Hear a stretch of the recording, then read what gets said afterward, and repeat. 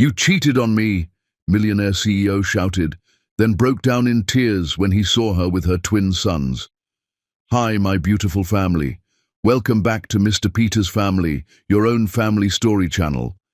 Heavenly God, today I bow my heart before you with deep gratitude and humility. Please cover every woman in this family with your divine strength.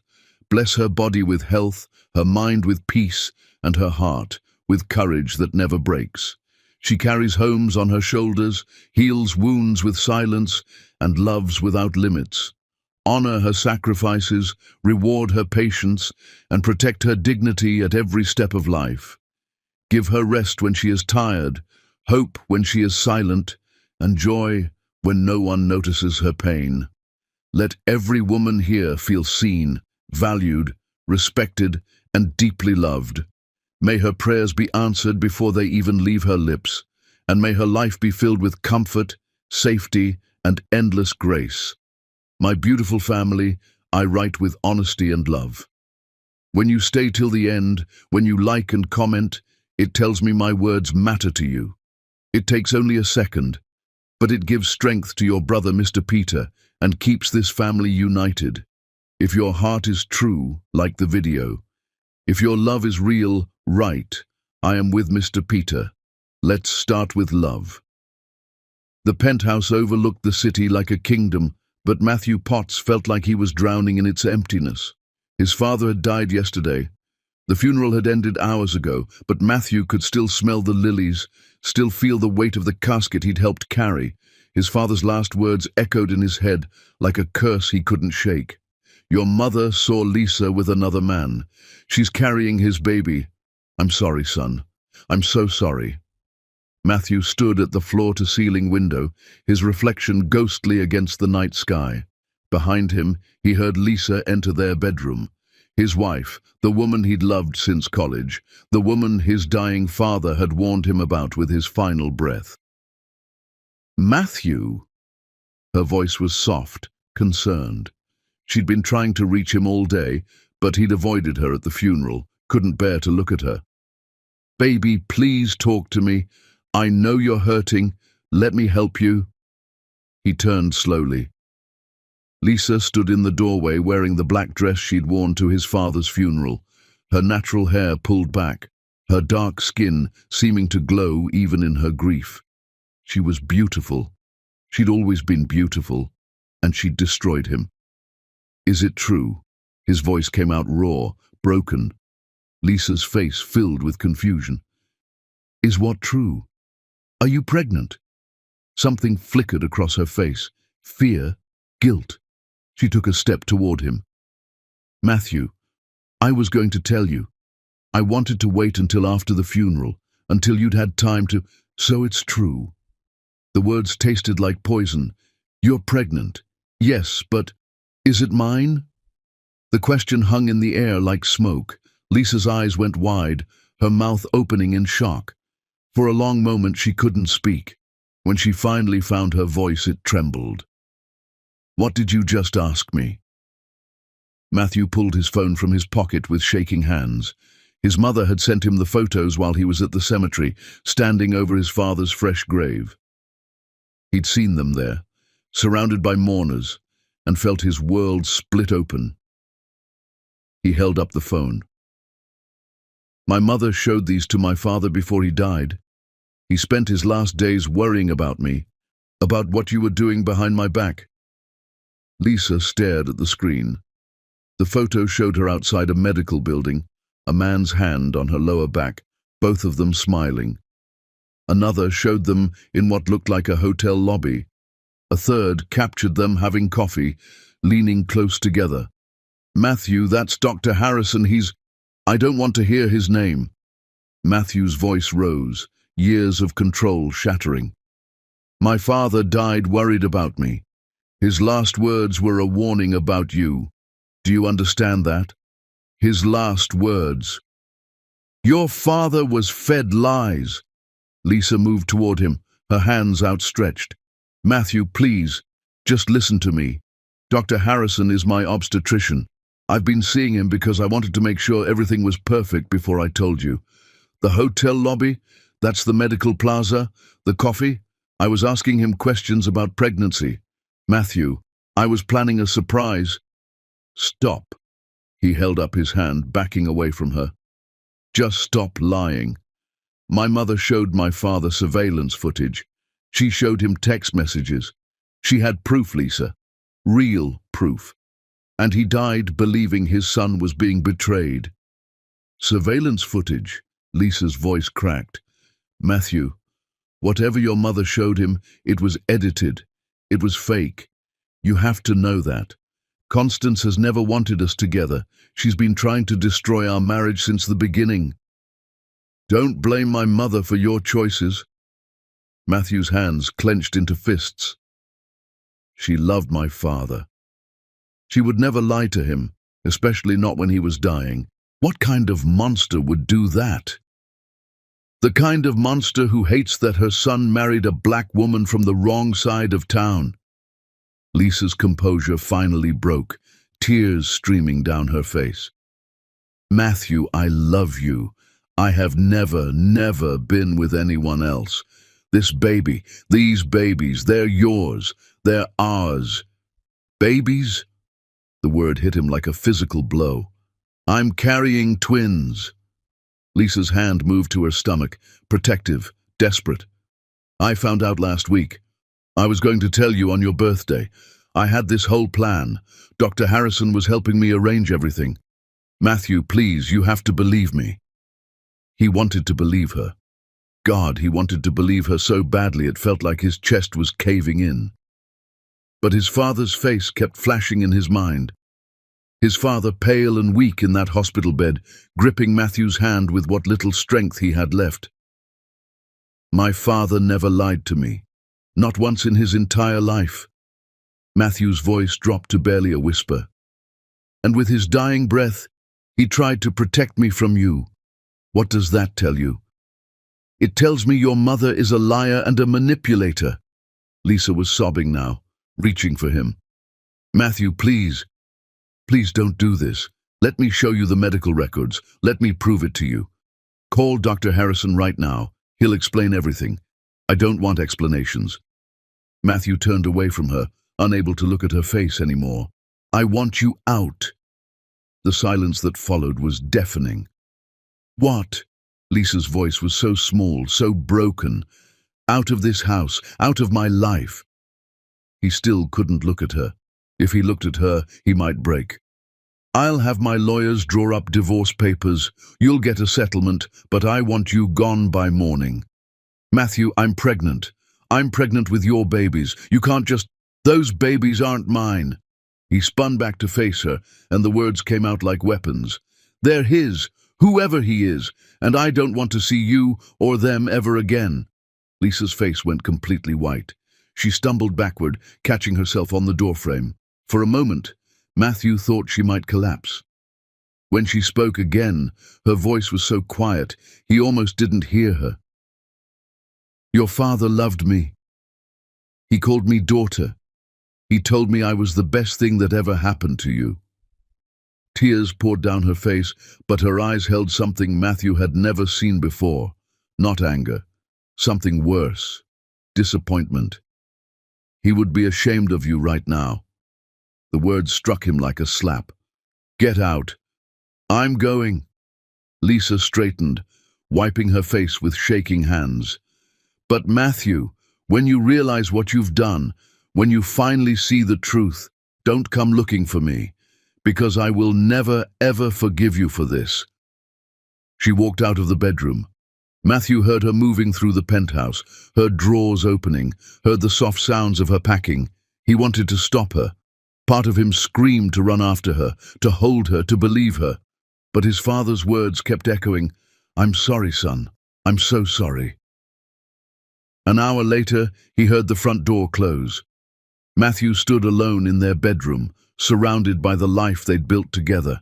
Photos on the dresser, her perfume on the vanity, the book she'd been reading on her nightstand.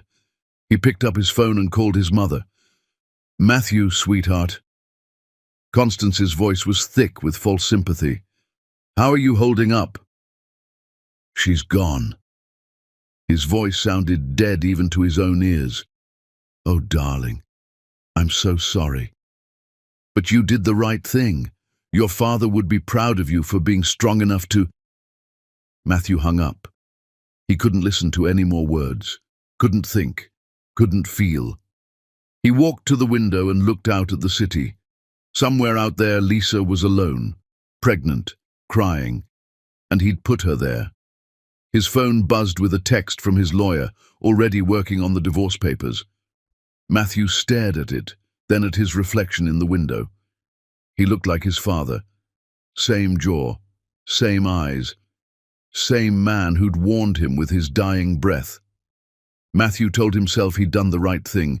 He told himself his father wouldn't have lied. He told himself that love without trust was nothing. But deep in his chest, in a place he couldn't acknowledge yet, something whispered that he'd just made the biggest mistake of his life.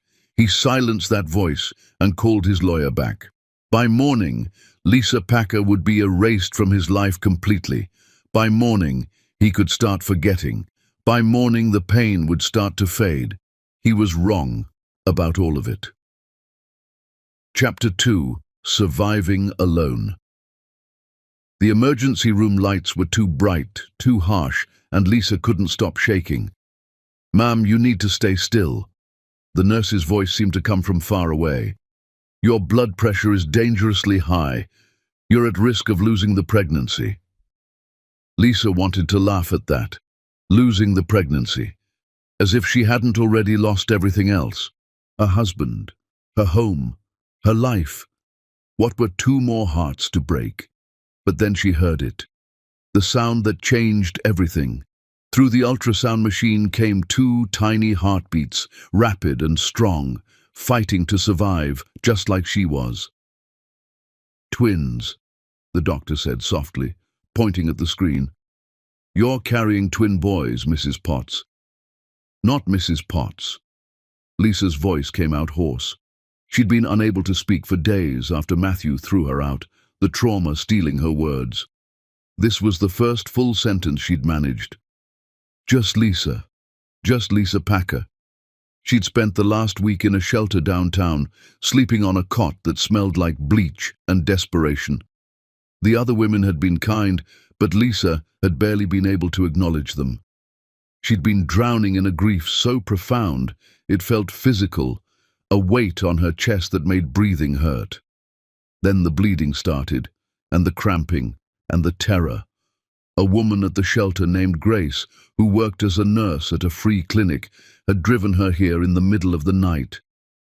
Grace sat in the corner now, quiet but present, a stranger who'd shown more care than Lisa's own husband.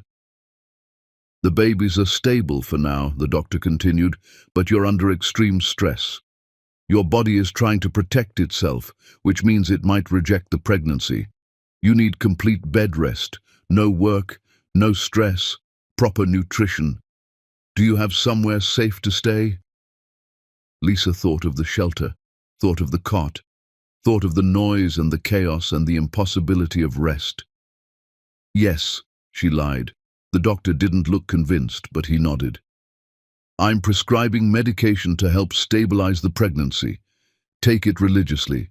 And Miss Packer, if you experience any more bleeding, you come straight back here. Understood?"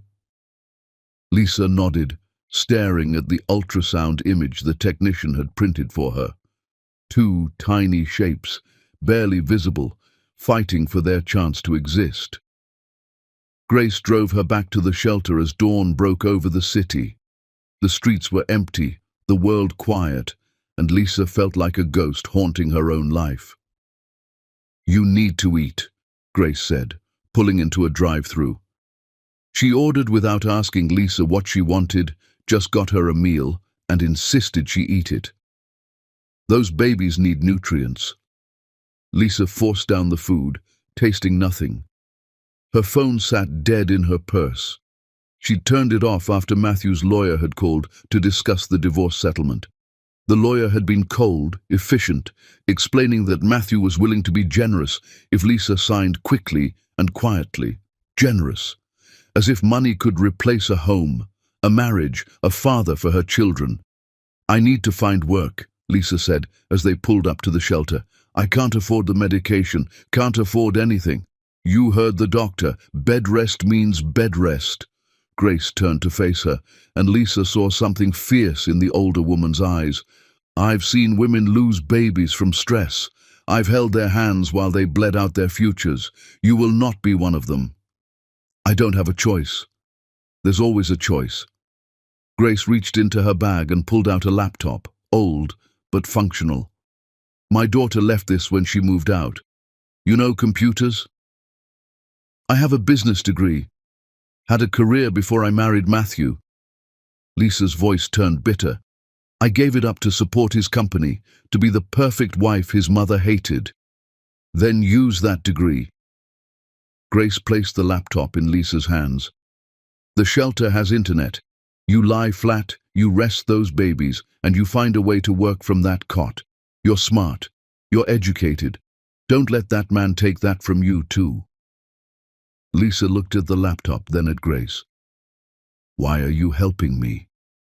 Because I was you once. Grace's voice went soft. Different man, same story. He threw me out when I was pregnant, told me the baby wasn't his. My daughter is grown now and she's never met her father. But we survived. We built a life, and you will too. The shelter was waking up when they walked in. Women shuffling to the communal bathroom. Children crying. The smell of institutional coffee and yesterday's hope. Lisa went to her cot and lay down, the laptop beside her. She stared at the ceiling, at the water stains that looked like maps to nowhere, and felt the babies move inside her. Tiny flutters, small miracles. She opened the laptop and started searching for remote work, data entry, virtual assistant positions, anything she could do lying down. Hours passed. Her back ached, her head pounded, but she filled out applications, wrote cover letters, sent her resume into the void. A woman in the cot next to hers introduced herself as Tanya. She had a daughter who couldn't sleep without noise, so she hummed constantly, a low sound that should have been annoying, but somehow wasn't. "What are you having?" Tanya asked, nodding at Lisa's stomach. "Boys, twins." "Twins," Tanya smiled. "Double the blessing. You got names picked out?" Lisa hadn't thought about names, hadn't let herself think beyond surviving the next hour, but now, lying in this shelter with strangers who treated her with more kindness than her own husband had, she let herself imagine a future. "Jasper and Sage," she said softly. The words came from nowhere and everywhere. Her grandmother's garden, the flowers she'd loved as a child, the beauty she wanted her sons to carry. After flowers. Those are beautiful names. Tanya went back to humming, and Lisa went back to job hunting.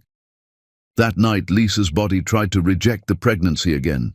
She felt the cramping, the warning signs, and Grace rushed her back to the hospital. The emergency room doctor was different this time, younger, less sympathetic. "You need to reduce stress," he said, like it was simple, like she could just wish away her circumstances. "I'm trying," Lisa whispered. "Try harder. These babies won't survive if you don't." Grace held her hand as they monitored the heartbeats, both still there, both still fighting. When they returned to the shelter, Lisa made a vow. She placed her hands on her stomach and spoke to her sons in the darkness. "I don't know how we're going to make it. I don't know where we'll live, or what we'll eat, or how I'll afford to bring you into this world. But I promise you this. I will build you a life worth living. I will show you what real love looks like, and I will make sure you never, ever doubt that you were wanted." A week later, Lisa got her first response to a job application. A small company needed someone to manage their data entry remotely. The pay was minimal, but it was something. She worked lying down, laptop propped on her stomach, babies kicking against the keyboard. The other women at the shelter brought her food, reminded her to take her medication, covered for her when she was too exhausted to move. These strangers became her family.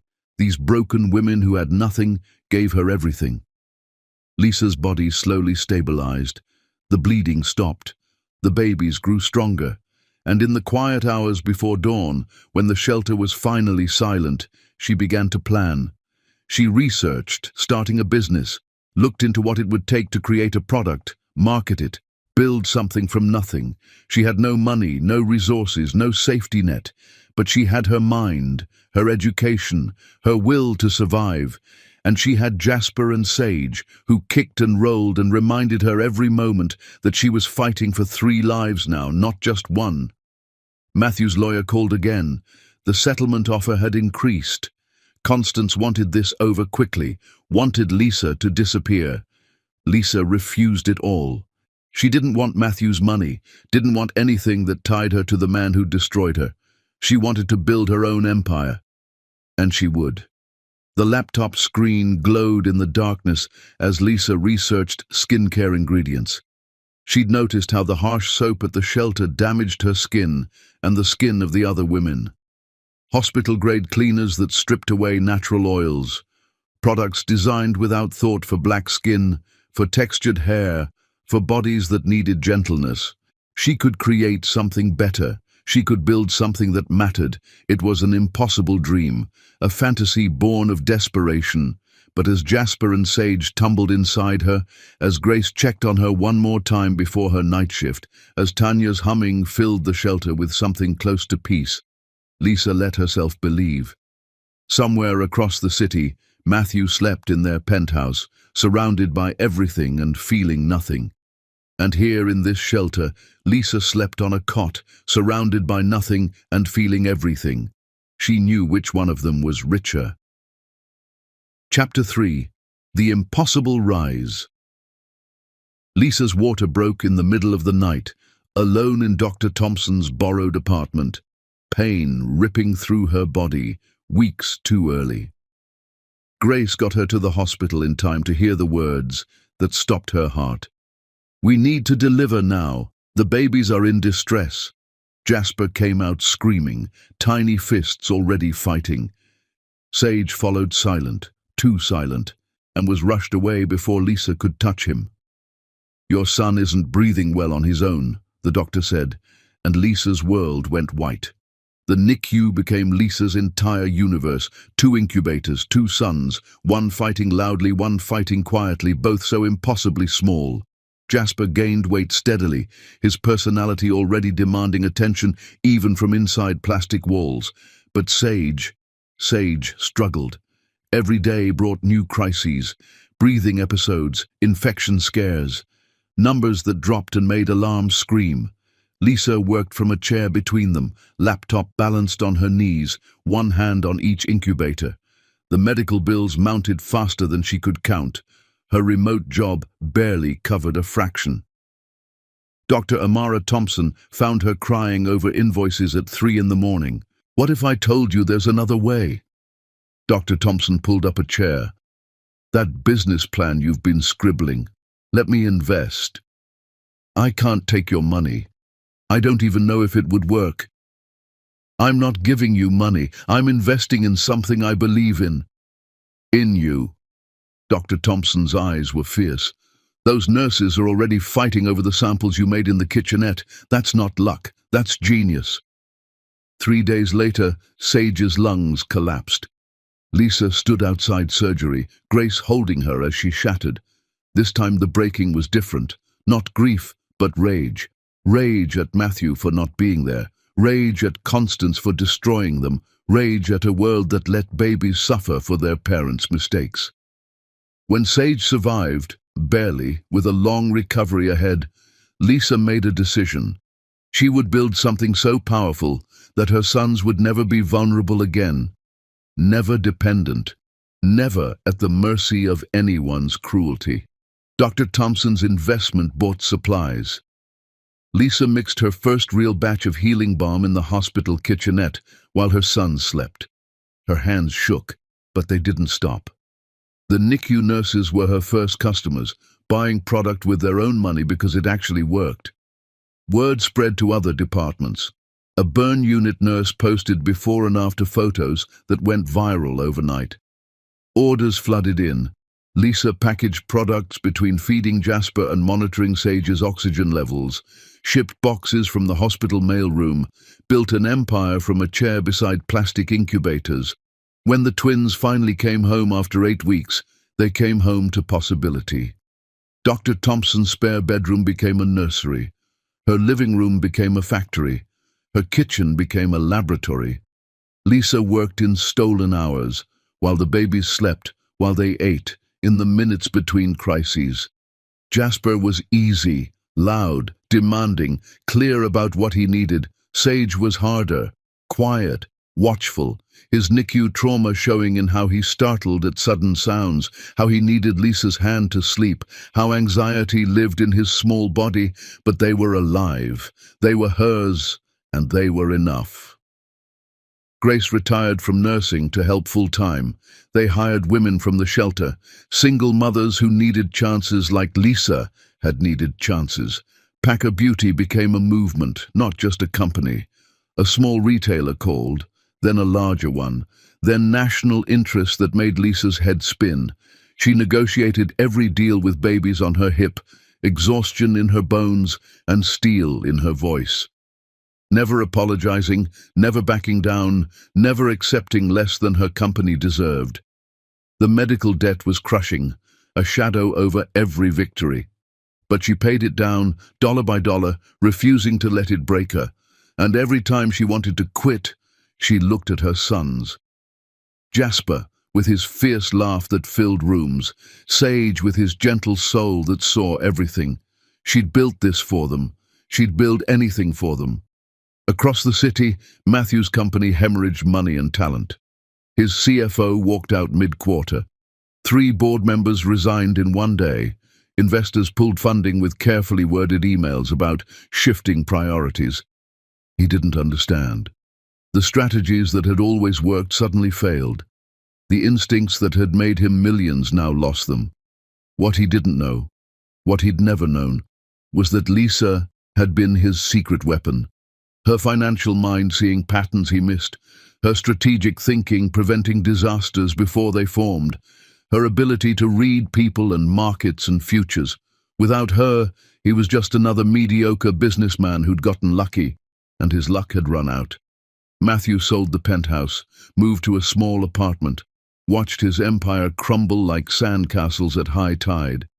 Lisa didn't think about Matthew anymore, didn't wonder or worry or waste energy on ghosts. She thought about her sons, her company, her future. The past was dead. She'd buried it between heartbeats and hospital machines. And from that grave, she'd grown something beautiful, something that was entirely, completely hers. Chapter 4. Building the Empire. "Mama, Sage is hogging the tablet."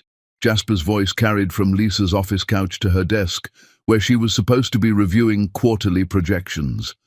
Lisa looked up from spreadsheets that showed Packer Beauty's explosive growth, numbers that still made her dizzy sometimes, to see her sons in their usual battle. Jasper, all wild energy, was trying to grab the device. Sage, quieter but stubborn, held it close to his chest. They were 6 now, so different from the fragile NICU babies they'd been, yet still carrying traces of those early struggles. 15 minutes each. "Jasper, you can wait." Lisa's CEO voice worked on her kids better than her mum voice sometimes. "But he's had it forever." Jasper threw himself dramatically on the couch, one arm over his eyes like a tragic hero. The performance would have been funny if he wasn't kicking his feet against the cushions. Sage pressed closer to Lisa's side, tablet still clutched tight. He was smaller than Jasper, his frame showing what those early weeks had cost him. The anxiety that had been born in the NICU still lived in him, in how he needed control over small things, routines, Lisa's constant presence. "What are you working on, baby?" A drawing. Sage's voice was soft, hopeful. "Of our family. You, me, Jasper, Grace, Dr. Thompson, everyone who stayed." Lisa's heart squeezed. Everyone who stayed. The words held everything they'd survived. The investor meeting waiting downstairs didn't matter. The $1 million deal didn't matter. This, her sons safe and arguing over tablets. This was what mattered. Her assistant knocked. "Miss Packer, they're ready for you." The meeting went like they always did now. Companies courting her, retailers begging to carry her products, everyone wanting a piece of what she'd built from shelter cots and hospital chairs. Lisa negotiated hard, never forgetting where she'd come from, never letting anyone treat her success as luck rather than earned. Afterward, Grace found her staring out the window. "You're exhausted," Grace said simply. No judgment, just fact. "I can't slow down. The moment I slow down..." "You're not in that shelter anymore, Lisa. You're not fighting to survive.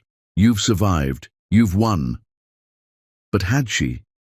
Lisa looked at her sons, now drawing together, Jasper having gotten his turn and immediately losing interest.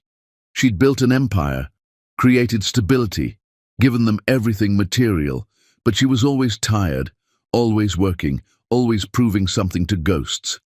Her phone rang. Unknown number. "Miss Packer, Daniel Cruz from the Business News Network. We'd love to feature you in our Women in Business segment. Your story, from homelessness to CEO, it's exactly what we're looking for." National television. The exposure could take Packer Beauty to another level entirely. "I'd be honored." They scheduled it for next month. Lisa hung up and felt ice flood her veins. National television meant visibility. Visibility meant Matthew might see her. For years, she'd existed in circles he'd never touch, building her world far from his ruins. But this changed everything. Grace watched her face. "What's wrong?" "He might see the interview. Find us." "Then he finds you powerful and successful. He finds out what he threw away." Grace's voice softened. "But more than that, he finds out he has sons. You ready for that?" Lisa wasn't sure she'd ever be ready. That night, putting the boys to bed felt heavier. Jasper fell asleep mid-sentence, sprawled across his bed with his favorite dinosaur clutched in one hand, mouth open, drooling onto his pillow. Sage needed longer, needed Lisa beside him, her hand rubbing circles on his back. "Mama?" His voice was small in the darkness. "Why don't we have a dad?" The question came sometimes, usually at night when Sage's anxiety was highest. "Because your father made a choice a long time ago, a bad choice." "What choice?" "When you're older, I'll explain everything, I promise." "Jasper says we don't need a dad because we have you, but sometimes I wonder what it would be like if he ever thinks about us." Lisa pulled Sage closer, feeling her heart break and rebuild simultaneously. "Whatever your father thinks or doesn't think, it doesn't change the truth. You are wanted. You are loved. You are my whole world." Sage relaxed against her, breathing evening out into sleep. But Lisa lay there longer, thinking about Matthew for the first time in years. Did he ever wonder? Did he ever regret? Did he know what he'd destroyed? She pushed the thoughts away. Matthew was her past, a painful chapter in a story that had moved far beyond him. She had everything she needed right here. Her sons, her company, her hard-won success. So why did some part of her still feel like something was missing? Like there was a hole she couldn't name, couldn't fill, couldn't heal, no matter how much she built or achieved or proved? Across the city, Matthew stared at eviction notices and final warnings. The company was gone, sold for nothing to cover debts. The apartment would be next. Everything he'd built had turned to ash. He'd discovered his mother's lies years ago, found the Photoshop expert, the fake surveillance, the elaborate web of deception. He'd cut Constance out completely, but the damage was permanent. Lisa was gone. His father was dead. His life was ruins. He'd searched for her for years, hired investigators who found nothing, followed dead ends that led nowhere. She'd vanished completely, taking his unborn children, if they'd even existed, if she'd even been pregnant, if any of it had been real. Matthew didn't know anymore, couldn't separate truth from his mother's poison. All he knew was that he'd destroyed the only woman he'd ever loved, and the payment for that sin was everything he'd ever had or would have. He packed what little he owned into boxes and prepared to lose the apartment. Rock bottom was coming, and he had no idea it would be the beginning of something else entirely. Chapter 5. The Boy's Discovery. Jasper found the photo on a rainy afternoon when Lisa was in back-to-back meetings and Grace was supposed to be watching them but had gotten distracted by a phone call. It was in Lisa's bedroom, in the drawer of her nightstand, tucked beneath old papers and forgotten things. The drawer that was supposed to be locked but wasn't, the one Lisa thought was secure but had left vulnerable in her rush that morning. The photo showed a younger version of their mother in a white dress, smiling like the sun itself, radiant with happiness. Standing next to her was a man in a suit, handsome and dark-haired, looking at Lisa like she was the only person in the world who mattered. "Sage, come look at this," Jasper whispered, even though Grace was downstairs and couldn't hear them anyway. Sage appeared in the doorway, hesitant as always.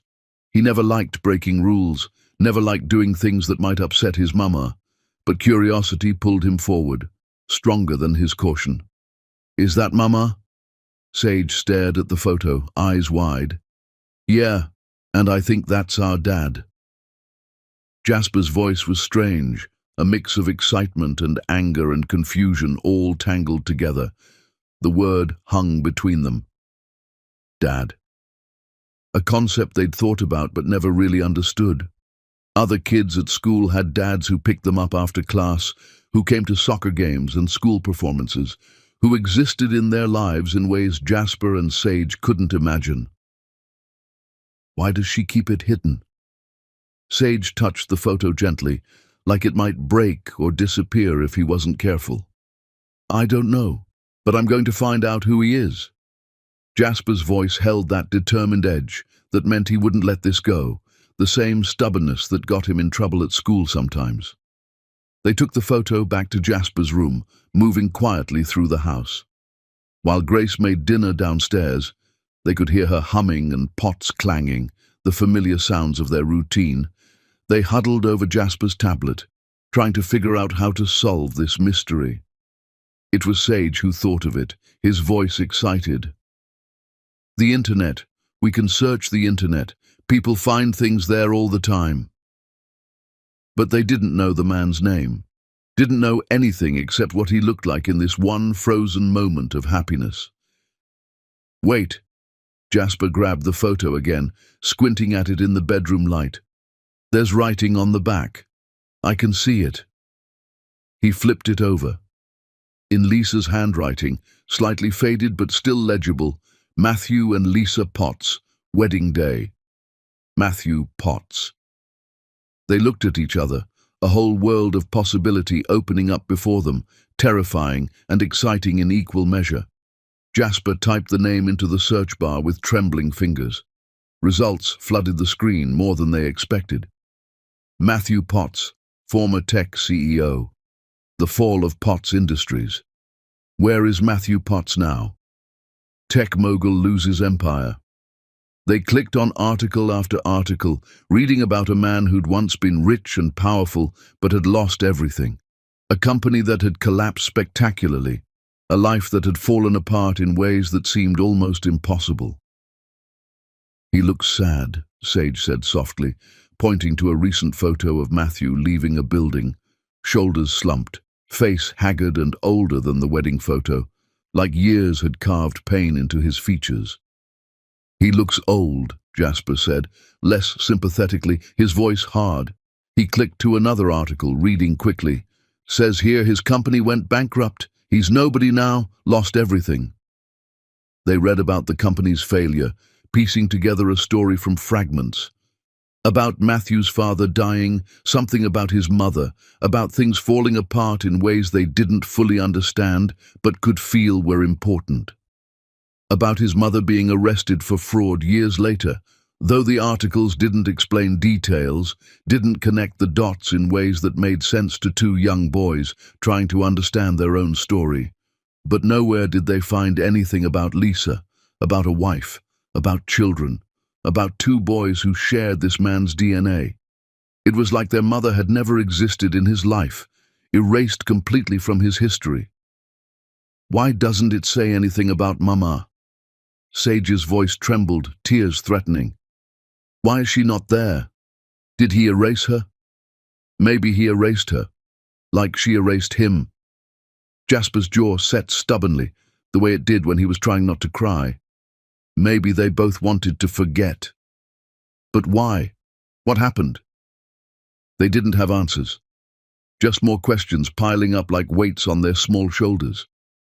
Over the next few days, they researched obsessively, every spare moment a chance to learn more. Every time they had the tablet, they were looking up their father, trying to piece together the puzzle of their own existence. Sage started having more anxiety, worse than usual. Couldn't sleep without nightmares.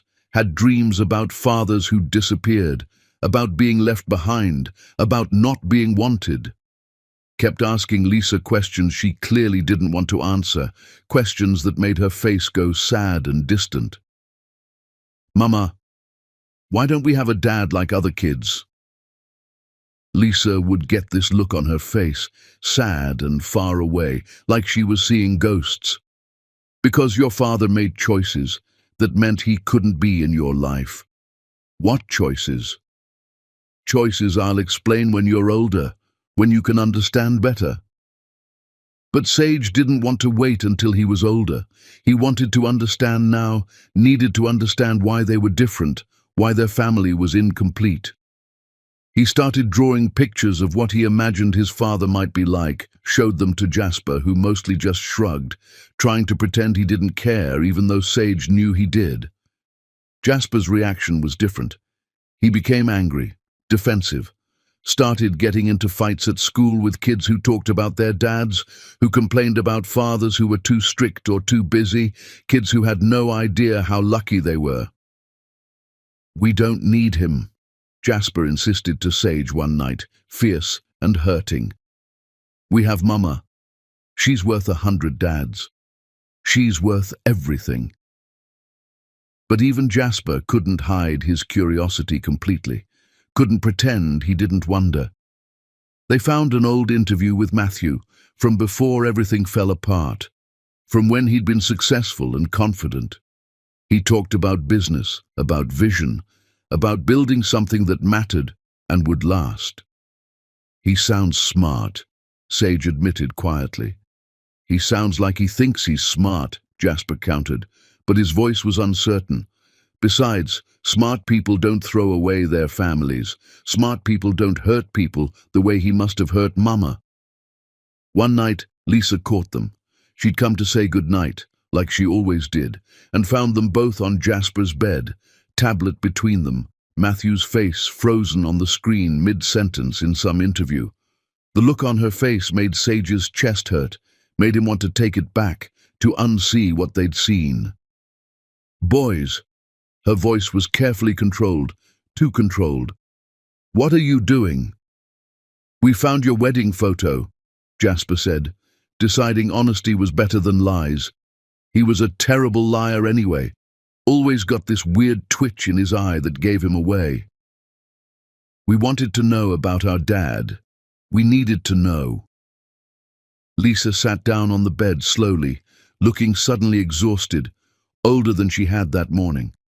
For a long moment she didn't speak, just looked at the screen, at Matthew's face, and Sage saw her hands shake slightly. I should have told you, she finally said, voice thick with emotion. I should have explained before you went looking. This is my fault. Tell us now. Sage pressed close to her side, needing her warmth, her solid presence. Please, Mama, we need to know. So Lisa told them, not everything, not the details that would break them, but the truth, simple and painful and real. Your father and I were married. We loved each other very much, more than I knew was possible to love someone. But his mother didn't want us together, and she lied to him about me. She made him believe I'd betrayed him, that I'd been unfaithful, and instead of trusting me, instead of believing in our love, your father threw me out. Lisa's hands shook as she spoke, her voice breaking. I was pregnant with you when he did this. I tried to tell him, but he wouldn't listen. He wouldn't hear me. So he didn't want us? Jasper's voice was hard, fighting tears, trying to be strong. He didn't know about you. Or he thought you weren't his. His mother had poisoned him with lies, and he believed her instead of me. But she lied. You didn't betray him. Sage needed this clarified, needed to know his mama was good, that this wasn't her fault. I didn't. I was faithful. I loved your father with everything I had. But love isn't always enough when there's no trust, when someone chooses to believe the worst of you instead of fighting for the truth. They processed this, these two boys trying to understand adult pain, adult mistakes, adult consequences. Jasper wiped his eyes roughly, angry at himself for crying, for being weak. Sage let his tears fall freely, sniffling loudly. Have you talked to him since? Jasper asked. No, never. Does he know about us now? I don't know. Maybe, maybe not. It doesn't matter. Sage's eyes filled with more tears, his heart breaking. Does he want to know about us? Lisa pulled both boys close, holding them like they were still babies instead of growing boys with breaking hearts, with questions too big for their small shoulders. I don't know what your father wants. I only know what I want. And I want you to know that his choice, his mistake, had nothing to do with your worth. You are wanted. You are loved. You are my everything, my whole world. But not his everything, Jasper said bitterly, then hiccuped from crying, which made him even more angry at himself. Lisa didn't deny it, couldn't deny it. The truth hung between them, heavy and undeniable. They sat together in the quiet, three hearts that had learned to beat as one, three souls bound by love and loss and survival. I want to meet him, Sage said suddenly, the words bursting out before he could stop them. Absolutely not. Lisa's response was immediate, fierce. Why? He's our father. Don't we have a right to know him? He's a stranger who hurt me very badly. I won't let him hurt you too. I won't let him break your hearts the way he broke mine. But what if he's changed? Sage's voice broke, desperate with hope. What if he's sorry? What if he wants to know us now? Lisa looked at her youngest son, saw the hope there, the desperate need to believe their father was more than his worst moment, more than the mistake that had created their family. Baby, people don't change that much. Not really. You did, Jasper pointed out, still hiccuping slightly. You were poor, and now you're rich. You were sad, and now you're strong. You changed everything about your life. Lisa didn't have an answer for that, couldn't argue with the truth of it. The boys fell asleep that night with more questions than answers, their small worlds expanded and complicated. But they'd made a pact between them, a silent agreement sealed with pinky promises and whispered words after Lisa left. They would find their father. They would understand the truth, the whole truth. And maybe, just maybe, they could have what other kids had. A family that was whole. Chapter 6. The Collision. The elementary school counselor called Lisa during a board meeting, her voice tight with barely controlled panic. Miss Packer, I'm sorry to disturb you, but Sage isn't in class. We've searched the entire building and the grounds. He's not here. Lisa's world stopped. Everything else ceased to matter in that instant. The board, the meeting, the $1 million deal they were discussing, the future of her company. None of it mattered. What do you mean, he's not there? He was in morning attendance but disappeared during lunch period. We've called the police. I wanted to notify you immediately. We have officers on site, and we're reviewing security footage. Lisa was out of the building in seconds, Grace and her security team mobilizing around her, the school, the neighborhood, every place Sage might go. But Lisa knew. Somehow, deep in her bones, with a mother's instinct that couldn't be denied, she knew. Sage had gone looking for his father, The shelter director called her as she was en route, her heart pounding so hard she thought it might break through her ribs. "Miss Packer, a boy is here asking about someone. He says you're his mother. He's safe, but you should come quickly." Lisa's hands shook on the steering wheel so badly Grace had to help her steady them. Grace was beside her, steady and calm, but Lisa felt like she was breaking apart, shattering into pieces. When they arrived, the director led them to the common room, and Lisa's heart stopped completely.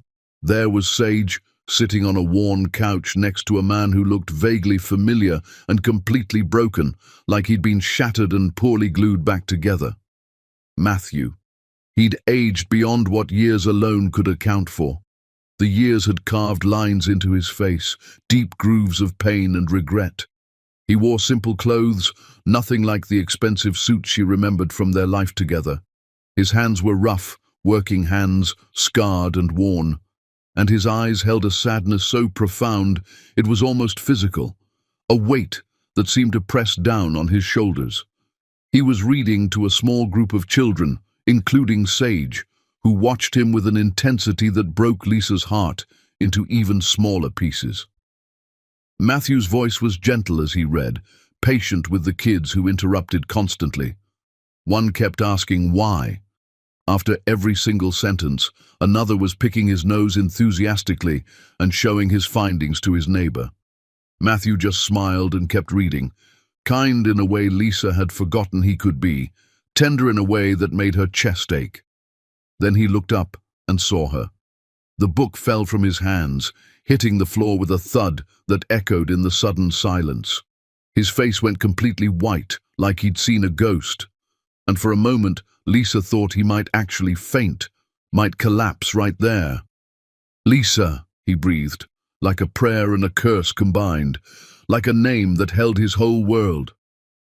Sage jumped up, recognizing the storm on his mother's face. "Mama, I'm sorry. I didn't mean to scare you.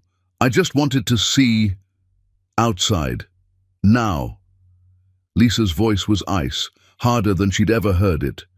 She grabbed Sage's hand, pulling him toward the door with more force than she meant to, but she couldn't help looking back, couldn't help one glance. Matthew had stood, was taking a step toward them, his whole body leaning forward like a plant toward sunlight. His eyes were fixed on Sage, and there was recognition there, horror, understanding, the pieces clicking into place. "The eyes," Matthew whispered, his voice breaking. "He has my eyes. He has my father's eyes." Lisa's grip on Sage tightened so hard the boy winced. "Stay away from us. Lisa, please, just let me." "I said stay away." The words came out sharp, desperate, filled with years of buried pain.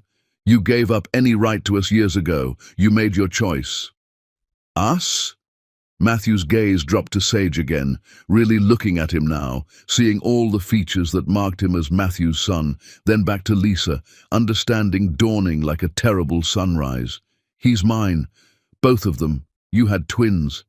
Dear God, Lisa, I have sons." "You have nothing." Lisa pulled Sage toward the exit, her vision blurring with tears she refused to shed. "You made sure of that when you threw me away like garbage." She didn't wait for his response. Couldn't stay in that room for another second without falling apart completely. Outside, she collapsed against Grace, who'd followed them out. Sage was crying, apologizing over and over, explaining through sobs that he'd just wanted to see what his father was like, had looked up the address for the shelter online and taken the bus by himself like a big kid, had been so careful. "He seemed nice, Mama. He was reading to kids. He was helping people. He smiled at me and asked my name, and I didn't tell him who I was, but I think he knew anyway because he kept looking at me strange. Maybe he's changed. Maybe he's different now." Lisa wanted to scream that people don't change, that Matthew had destroyed her when she was most vulnerable, when she'd needed him most.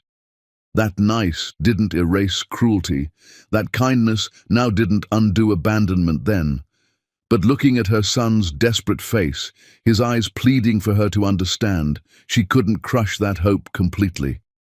"Get in the car," she said quietly, her voice shaking.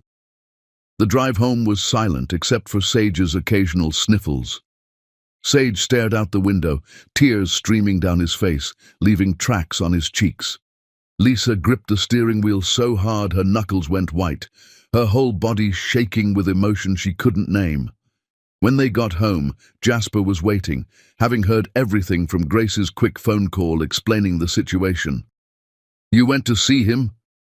Jasper's face was furious, betrayed. "Without me?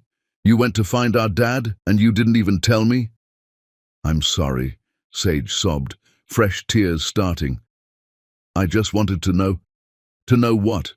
If the dad who abandoned us might actually care?" Jasper's voice cracked, his own tears starting despite his anger. "He doesn't, Sage. He made that clear when he threw Mama away." "You don't know that. You didn't see him. He looked sad, Jasper. He looked like he's been hurting too, like maybe he regrets what he did." "Good. He should hurt. He should hurt forever for what he did to Mama." "Boys, enough." Lisa's voice cut through their argument like a knife. "Both of you, living room now." They sat on the couch, Jasper still angry, crossing his arms and glaring at the wall, refusing to look at anyone. Sage, still crying, wiping his nose on his sleeve repeatedly, making it snotty and gross. Lisa stood in front of them, trying to find words that would make sense of this impossible situation, trying to be the mother they needed, even though she felt like she was drowning. "What your father did to us was wrong. Unforgivably wrong. He threw me out when I was pregnant with you. He believed lies instead of trusting me. He broke my heart in ways I'm still healing from, wounds that still bleed sometimes." Lisa's voice shook but held firm. "But he's also your father, and I can't change that biological fact, much as I might wish I could sometimes." "So what do we do?" Sage asked, his voice small and scared and so young. "I don't know yet. I need time to think, time to figure out what's right." That night, Lisa couldn't sleep. She kept seeing Matthew's face, the shock when he'd seen her, the recognition when he'd looked at Sage, the way he'd whispered about eyes and sons and grief. "He has my eyes." Lisa had spent years trying to forget Matthew's eyes, but they stared at her every day in Jasper's face, in Sage's gaze, a constant reminder of what she'd lost and what she'd gained. Her phone rang at midnight, unknown number. She knew who it was before she answered. "Lisa." Matthew's voice, and it was like being transported back in time, like the years fell away and she was standing in their bedroom again, hearing him destroy their world. "Please don't hang up, please. I'm begging you." "How did you get this number?" "I still have connections. A few anyway." "Lisa, I know I shouldn't have called, but I had to. I saw him, our son. I saw Sage, and I knew immediately. Does he have a brother? You said twins. Jasper and Sage, I found their names online. Are they both mine? Please, Lisa, please tell me." "This conversation is over. Please, please just tell me if they're okay, if you're okay. If I can do anything, anything at all to make this right. I know I can't. I know it's impossible, but please just tell me they're okay." "Can what, Matthew? Fix this? Be a father? You gave up that right when you threw me into the street like I was nothing." Lisa's voice broke, years of buried pain flooding out like a dam breaking. "Do you have any idea what my life was like after you destroyed me? I was homeless, Matthew. Pregnant and homeless, living in a shelter, sleeping on a cot. I gave birth in a hospital I couldn't afford. My sons, our sons, spent weeks in the NICU, fighting to survive while I worked from a chair beside their beds to pay medical bills that are still crushing me. And you want to know if they're okay?"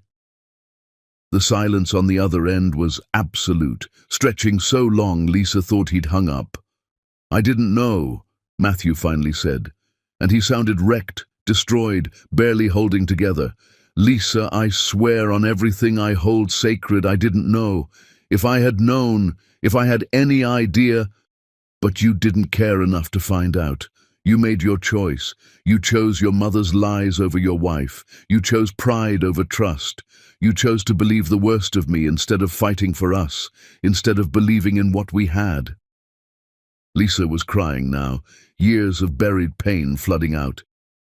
And now you see one of your sons by accident, and suddenly you care. It's too late, Matthew. It's too late for all of us.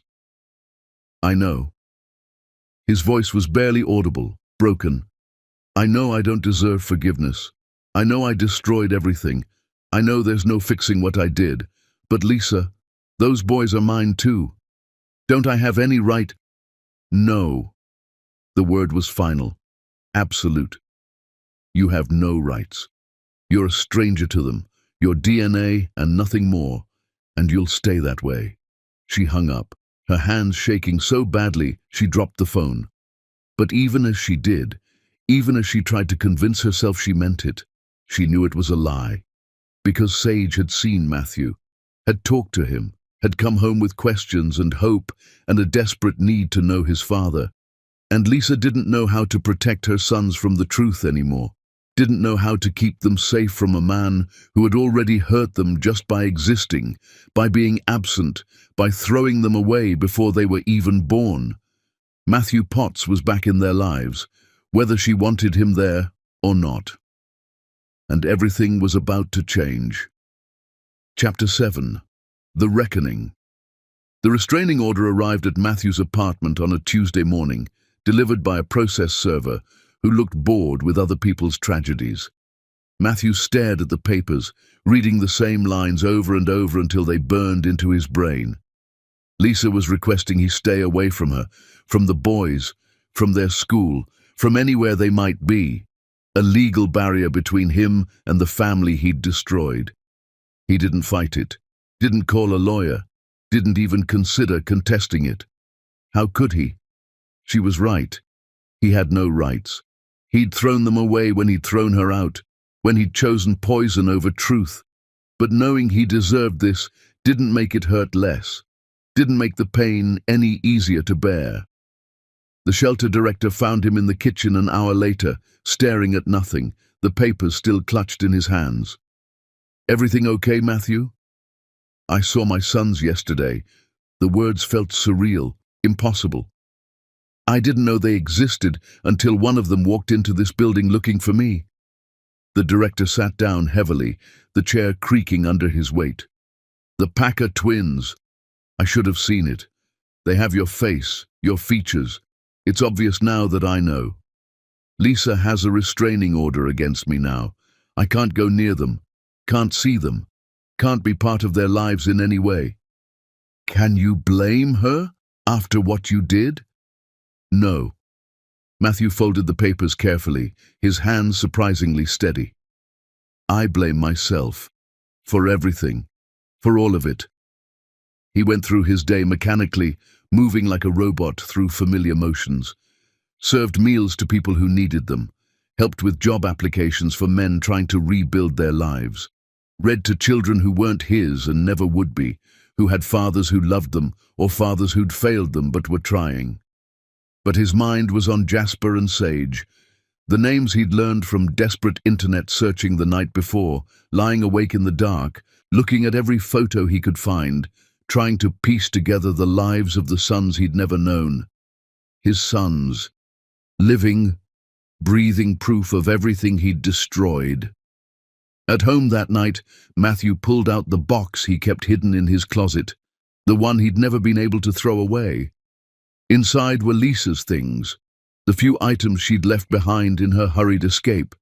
A hair tie that still smelled faintly like her, a book she'd been reading, bookmark still in place, a photo of them at the beach, happy and whole and impossibly young. He'd kept them all these years, unable to let go completely, holding on to ghosts. Now he added something new, a printout of Sage's school photo he'd found online through the school's public directory, feeling like a stalker but unable to stop himself. The boy stared at the camera with serious eyes, so much like Matthew's own that it hurt to look at, like seeing his own past reflected back. Where was Jasper's photo? He'd searched, but found nothing. The school directory only showed one twin. Why? Matthew stayed up all night researching everything he could find about Lisa Packer, the articles about her company, the interviews where she talked about overcoming adversity, about building something from nothing, the success story that made him sick with pride and shame and regret all mixed together until he couldn't separate one emotion from another. She'd built an empire from nothing while he'd watched his crumble into dust. She'd raised their sons alone while he'd wallowed in self-pity and regret. She'd survived his cruelty and become something magnificent, something powerful, something that should have been impossible, and he'd become nothing, less than nothing. Days passed. Matthew respected the restraining order, didn't try to contact Lisa or go near the boys, stayed away from their school, their home, anywhere they might be. But he couldn't stop thinking about them, couldn't stop seeing Sage's face, couldn't stop wondering about Jasper. Then Grace appeared at the shelter. He recognized her immediately, though he couldn't place from where at first. Then it clicked. The hospital, maybe. The shelter from before. She walked up to him directly, no hesitation, her face hard. "Matthew Potts?" "Yes." "I'm Grace. I was Lisa's friend when she lived here, when you threw her out and she had nowhere to go." Grace's voice was hard but not cruel, factual. "I held her hand when she almost lost those babies, multiple times. I drove her to the hospital when she was bleeding out her pregnancy, when her body was trying to reject your sons because of the stress you'd caused. I watched her build a life from absolutely nothing while you had everything." Matthew felt like he might be sick, his stomach churning. "Why are you telling me this?" "Because Lisa won't. Because those boys deserve to know the truth about what they survived. And because despite everything, despite all the reasons I should hate you, I think you deserve to know what your choices cost." Grace pulled out her phone, showed him photos that made his vision blur. Lisa in the shelter, visibly pregnant, exhausted beyond measure. "This is what you did to her. This is your legacy." "I know." Matthew's voice broke completely. "I know, and I can never fix it. I know I destroyed her. I know what I did. No, you can't fix it. The damage is permanent, but you can face it. You can own what you did instead of hiding from it." Grace put her phone away. "Those boys are asking about you. Sage especially. He wants to know his father. He has this idea that maybe you're good, that maybe you made a mistake, but you're sorry. Lisa has a restraining order. Lisa is terrified you'll hurt those boys the way you hurt her. Terrified you'll let them love you and then throw them away when it gets hard, or when someone tells you lies about them. Prove you won't. Prove you've changed. Prove you're worthy of knowing them." Grace started to leave, then turned back. "And Matthew? Those boys spent weeks in the NICU. Sage almost died multiple times because Lisa couldn't afford his medicine and was trying to start her business to support them. You want to know your sons? Start by understanding what they survived despite you, what Lisa sacrificed to keep them alive." She left Matthew standing there, drowning in guilt and grief and a pain so profound he couldn't breathe. That night, he made a decision that would change everything. He couldn't contact Lisa directly, couldn't violate the restraining order, couldn't force his way into their lives, but he could show her, through actions instead of words, through choices instead of promises, that he'd changed. Matthew sold everything he had left, the furniture that filled his small apartment, the car he barely drove anymore, everything of value, everything he owned. He donated every cent to Lisa's foundation for single mothers, the one she'd built to help women in situations like hers, women who'd been destroyed and were trying to rebuild. He enrolled in therapy, real therapy, with a professional who specialized in trauma and grief, to deal with his father's death and his mother's manipulation. to understand why he'd been so quick to believe lies, so willing to destroy his own happiness, so ready to choose poison over truth. He started a program at the shelter called Second Chance Fathers, helping men who'd abandoned their children find ways to make amends, to rebuild bridges they'd burned, to become the fathers they should have been. He told his story in the group every week, held nothing back, exposed every wound and mistake. I accused my wife of cheating when she was pregnant with my sons. I threw her into homelessness when she needed me most. I chose my mother's poison over my wife's truth. I believed lies because it was easier than fighting. I have no excuses. I deserve nothing. I am nothing. He looked at the other fathers, saw his own pain reflected back in their faces. But if you still have time, if your kids will still see you, if there's any chance at all, fix it. Don't be me. Don't waste your life living with regret that eats you alive every single day. Word spread about the program. Local media covered it, did stories about redemption and second chances.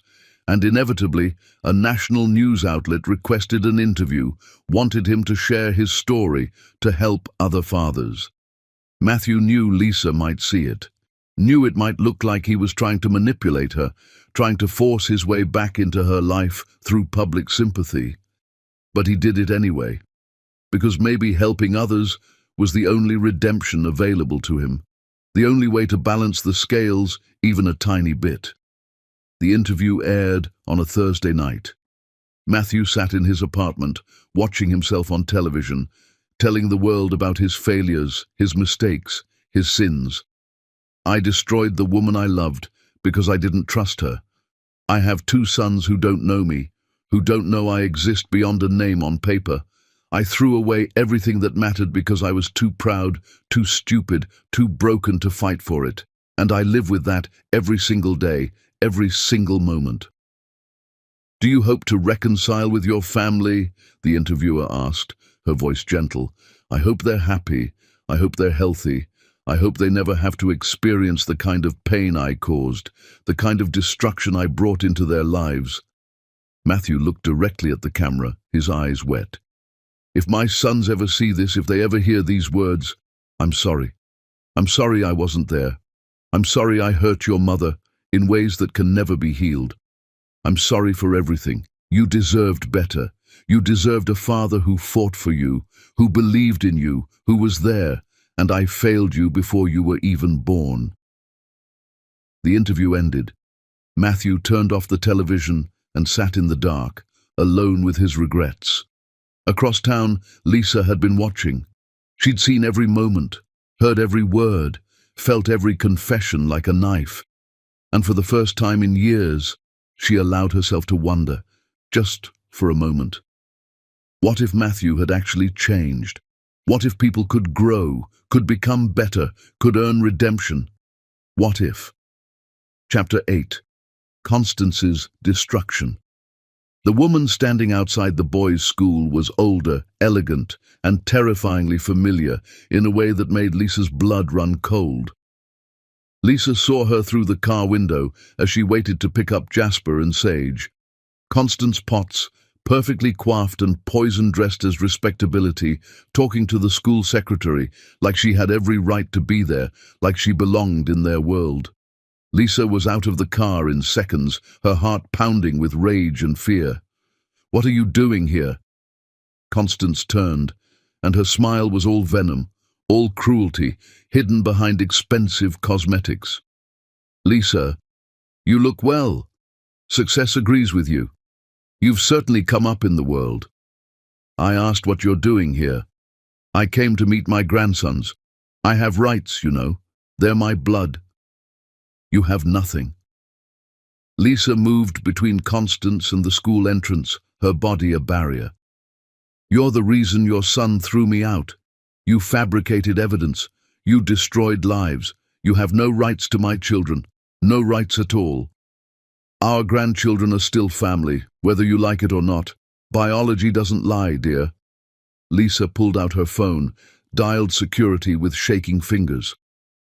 "I'm calling the police. You're trespassing, and if you come near my sons again, I'll have you arrested. I'll do whatever it takes to keep you away from them. On what grounds? I'm an old woman wanting to meet her grandsons. What crime is that? On the grounds that you're a fraud and a liar, and I can prove it. Lisa's voice was steel. Every lie you told, every piece of evidence you fabricated, I can prove all of it. Something flickered in Constance's eyes. Fear. Real fear. You're bluffing. You have nothing. Try me. School security arrived, along with the principal. Constance was escorted off the property with warnings about trespassing, about harassment, about restraining orders. But Lisa knew this wasn't over. Constance wouldn't give up that easily. That night, after the boys were asleep, Jasper snoring softly, one leg hanging off the bed as always, Sage curled up with his stuffed elephant safe in their beds, Lisa called her lawyer. I want everything you can find on Constance Potts, every lie she told, every piece of evidence she fabricated, every crime she committed. I want proof that will stand up in court, proof that will destroy her. Lisa, is this wise? Opening this back up, going after her directly. She came to my son's school. She tried to meet them without my permission, tried to force her way into their lives. This ends now. I don't care what it costs. The investigation took weeks. Lisa's lawyers dug through everything, found the Photoshop expert Constance had hired all those years ago, the private investigator who'd created fake surveillance footage, the trail of lies and manipulation and cruelty that had destroyed Lisa's marriage. It was all there, documented, provable, irrefutable. Lisa scheduled a meeting, not at her office, not anywhere Constance could feel comfortable or in control, at the shelter where Lisa had once lived, where she'd fought to survive while Constance was destroying her life from a penthouse, living in luxury while Lisa bled and suffered. Matthew didn't know about the meeting. Lisa hadn't told him, hadn't contacted him at all, but she'd made a decision that terrified her, a choice she knew might haunt her forever. She brought the boys. Jasper and Sage sat beside her in the shelter's community room, quiet and confused and a little scared.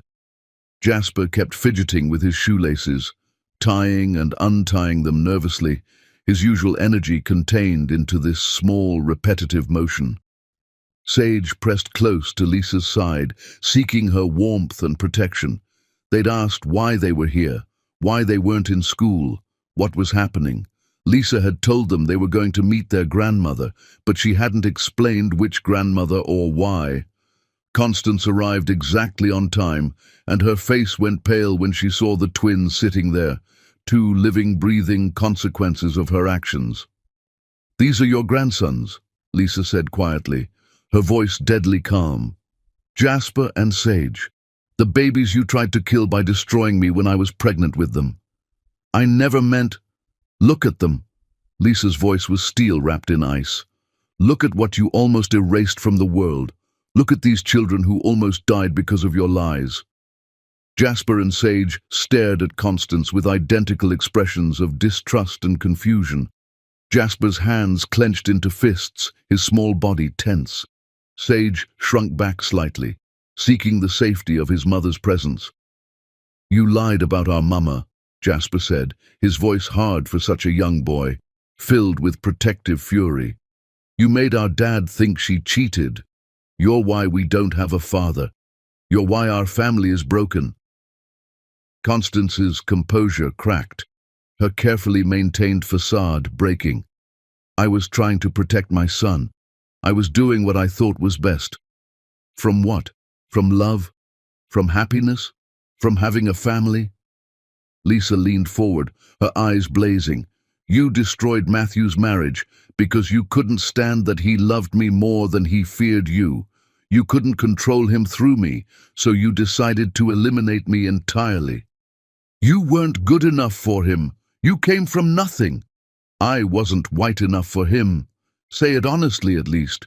Be honest about your racism for once in your miserable life. Lisa stood, and she felt powerful in a way that had nothing to do with money or success, powerful in a way that came from survival and truth. You created fake photos, fabricated surveillance footage, lied to a dying man on his deathbed, poisoned your husband's last days with cruelty. You made your own son believe his wife betrayed him while she was carrying his children. And for what? Pride, racism, the need to control every aspect of your son's life. I wanted what was best for my family. I wanted Matthew to have the life he deserved. You wanted to destroy anything you couldn't control, anyone who made Matthew happy without your permission. Lisa pulled out her phone, showed Constance the evidence file her lawyers had compiled. I have proof of everything.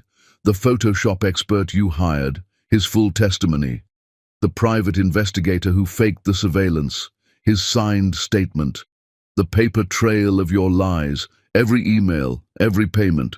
I could have you arrested right now for fraud, for falsifying evidence, for conspiracy. I could destroy you the way you tried to destroy me. Constance's face went completely white, all the blood draining away. You wouldn't. You're bluffing. I should. God knows you deserve prison for what you did, deserve to lose everything like I lost everything. Lisa looked at her sons, at these beautiful boys who existed despite Constance's best efforts to prevent them, to erase them before they were even born. But I'm going to give you a choice instead. One chance at something better than you deserve. What choice?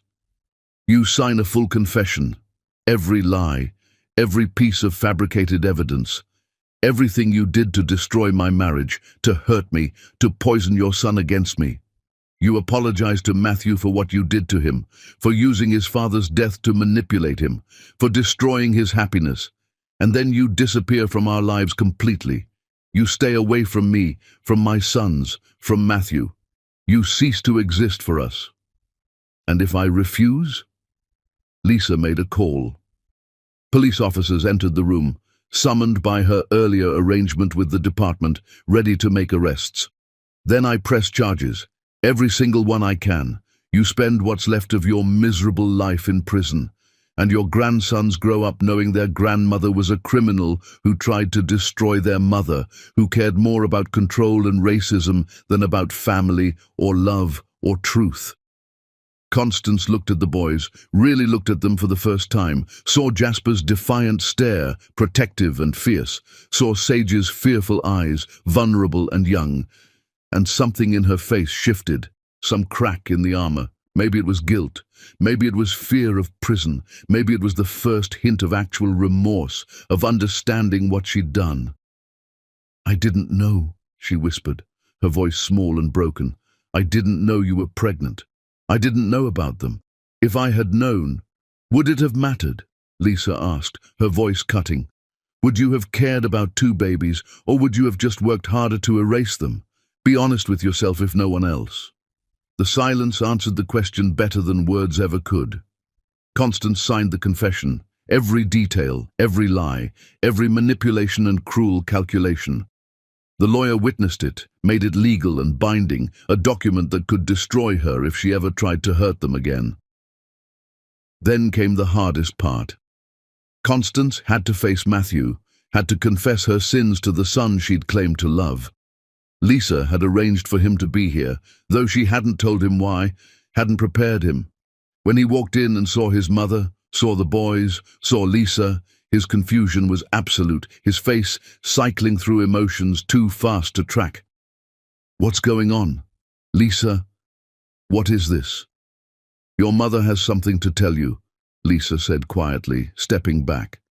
Constance looked older suddenly, diminished, all her power and confidence stripped away. She handed Matthew the confession with shaking hands. He read it slowly, his face going from confusion to horror to devastation with each line. By the time he finished, tears were streaming down his face, falling onto the pages and smudging the ink. Sage made a small sound of distress seeing his father cry, his tender heart breaking. You lied. About everything. His voice was hollow, empty. Dad died believing Lisa had betrayed me. You fed him those lies on his deathbed, poisoned his final days.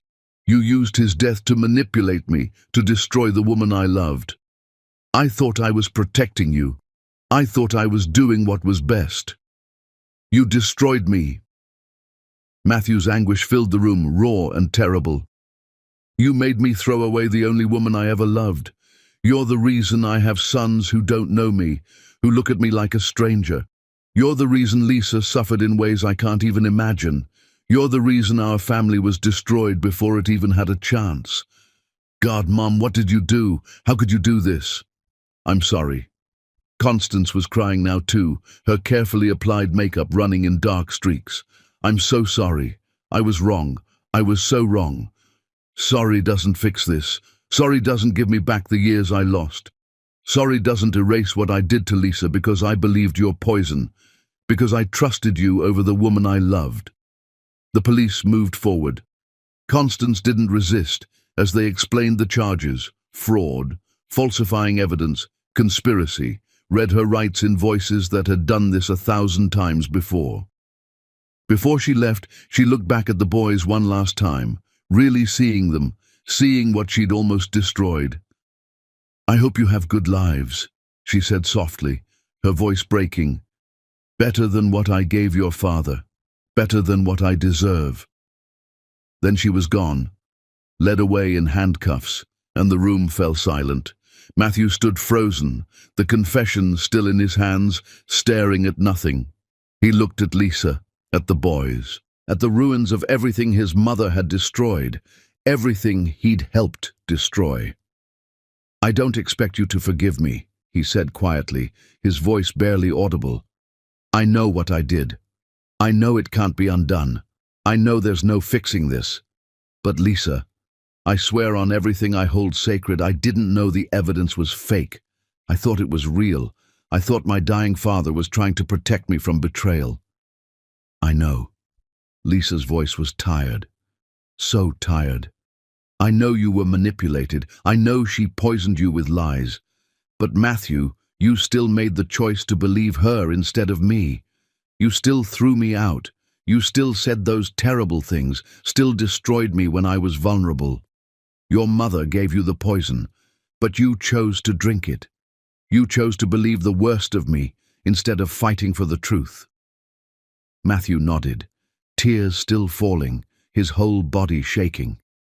"You're right, and I'll regret it for the rest of my life, every single day." Jasper and Sage had been quiet through all of this, processing more adult pain than children should ever have to witness, seeing ugliness they shouldn't have to see. Jasper was still clenching and unclenching his fists, his anger having nowhere to go. Sage had tears on his cheeks, his sensitive heart overwhelmed. Now Sage spoke up, his voice small and trembling. "Are you our dad?" Matthew looked at his youngest son, and his face crumpled completely, breaking into pieces. "Yes, I'm your dad. And I'm so sorry I wasn't there. I'm sorry for everything. I'm sorry I threw your mother away. Sorry I didn't know about you. Sorry for all the pain I caused." "Do you want to be our dad now?" Sage asked, his voice filled with desperate hope. "More than anything in the world. But that's not my choice to make. It's your mother's choice, and yours. I have to earn that right, if it's even possible." Lisa felt the weight of that truth, the impossible decision settling on her shoulders. She looked at her boys, at Matthew, at the impossible situation they were all trapped in, the wreckage of the past, threatening to destroy any chance at a future. "I need time," she said finally, her voice shaking. "Time to think. Time to figure out if there's any way forward from this, any path that doesn't end in more pain." Matthew nodded, understanding and accepting. "Take all the time you need. I'll be here. However long it takes, whatever you need. I'm not going anywhere." He left quietly, and Lisa was alone with her sons, and the echoes of everything that had just happened, the weight of decisions not yet made. "Mama." Sage's voice was trembling, his small hand finding hers. "Is it okay if part of me wants to know him? Even after everything? Is that bad?" Lisa pulled both boys close, holding them tight, feeling her heart break and heal simultaneously. Yes, baby, it's okay. It's all okay. Your feelings are valid, whatever they are. But she wasn't sure if that was true, wasn't sure if anything would ever be okay again. Chapter 9. Earning the Impossible. The letters arrived every day for 60 days straight, never missing a single day. Matthew didn't send them to Lisa's home or office. He sent them to Grace, who gave them to Lisa without comment, without judgment, just quiet support. Lisa didn't open them at first. She stacked them on her dresser, unopened envelopes forming a small mountain that grew taller each day, a physical representation of words unread. But eventually curiosity won. Or maybe it was something else. Hope, fear, the need to know.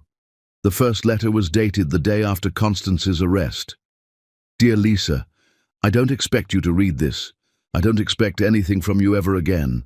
But I need to write it anyway, need to put into words what I can't say to your face. I was wrong. About everything. I should have trusted you, should have fought for you, should have protected you instead of destroying you. My mother's lies were poison, but I drank them willingly. I chose pride over love, and I've paid for it every day since. Not enough. I'll never pay enough. But I'm trying to be better. Trying to be someone those boys might someday want to know. I'm in therapy. Real therapy. Working through everything. I've started a program helping fathers reconnect with their kids. Every day I help another man fix what I couldn't. It doesn't absolve me. Nothing will. But maybe it means something. I love you. I never stopped. Even when I hated myself for it, I loved you. I'm sorry for everything. Matthew. Lisa read it 3 times, crying harder each time, feeling things she'd tried so hard to bury. The letters continued. Some were short, barely a paragraph. Some were long, pages of confession and growth. All were honest, in a way that broke her heart. Matthew wrote about his therapy sessions, about facing his own weakness and privilege, about realizing he'd been raised by a woman who taught him that love was conditional, that trust was weakness, that control mattered more than connection. He wrote about watching Lisa's interviews, seeing her success, feeling pride and shame in equal measure, celebrating her victories while mourning his failures. He wrote about the boys, about seeing Sage that day in the shelter and knowing immediately, recognition hitting him like lightning, about searching desperately for information on Jasper, finding so little, wanting to know everything. I want to know them, one letter said. Want to know what makes Sage anxious and how to help him feel safe. Want to know what makes Jasper laugh, what he dreams about. Want to know their favorite foods and their fears and their hopes and everything I've missed. But more than that, I want them to be happy, even if happy means without me, even if I never get to be part of their lives. I just want them to be happy and whole and loved. Lisa found herself waiting for the letters, anticipating them, reading them late at night after the boys were asleep, crying over them, hating them, cherishing them. Grace noticed, the way she noticed everything. You're softening. I'm not. You are. And it's okay to soften. It's okay to wonder if people can change, if redemption is possible. People like Matthew don't change, don't they? Grace raised an eyebrow, challenging her. You did. You were broken and became powerful. You changed everything about your life. Why can't he be broken and become better? Lisa didn't have an answer for that, couldn't argue against her own transformation. Meanwhile, the boys were asking more questions, especially Sage. He wanted to know about Matthew, wanted to understand the man they'd met so briefly. Is he nice, Mama? Really nice, or just pretending to be nice? I don't know, baby. I honestly don't know. Can we see him again? Just to see, just to know. Not yet. Mama needs time to think. But Lisa was investigating. Quietly, carefully, she learned about Matthew's life now. The program he'd started, the men he was helping, the therapy he was attending, the work he was doing. She watched a video of him speaking at a conference for single fathers, watched him break down completely, talking about his sons, about his failures, about the cost of choosing pride over love. He looked different, older, humbler, broken in a way that seemed genuine, not performed. One day, Lisa drove to the shelter. She didn't go inside, didn't announce herself, just sat in her car, watching through the window as Matthew read to children, served meals, helped people who had nothing and needed everything. She watched him interact with a homeless father and his daughter, watched the kindness in his movements, the patience in his voice, watched him wipe a child's tears and tie another's shoes and hand out sandwiches with genuine care. This wasn't the Matthew she'd known, the confident CEO who'd thrown her out without a second thought. This was someone else, someone damaged and trying desperately to heal, to become better. Lisa drove away without going inside, but something had shifted in her heart, some wall beginning to crack. That night, she finally responded to one of his letters. Just a few lines, but it felt monumental. Matthew, the boys want to meet you. Really meet you, not an accident in a shelter. I don't know if I'm ready for this. I don't know if I can trust you. But they deserve to know their father, even if he's late, even if he failed them before they were born. If you're serious about this, about them, then you need to be all in. No half measures, no giving up when it gets hard. These boys have abandonment in their DNA. Don't add to it. Don't break their hearts the way you broke mine, Lisa. Matthew's response came the next day, hand-delivered by Grace with tears in her eyes. I'll do whatever it takes, whatever you need, whatever they need. Thank you for this chance. I won't waste it. I promise on everything I am. M. Lisa set up rules, strict, non-negotiable rules. Matthew could meet the boys, but only in supervised visits at places and times Lisa approved. He would attend family therapy with them, work through the damage with professional help. He would prove, through months of consistent action, that he wouldn't disappear when things got difficult. And he would accept that Lisa might never love him again. This was about being a father, not reclaiming a marriage. That door might be closed forever. Matthew agreed to everything without hesitation, without negotiation. The first visit was at a park, neutral territory.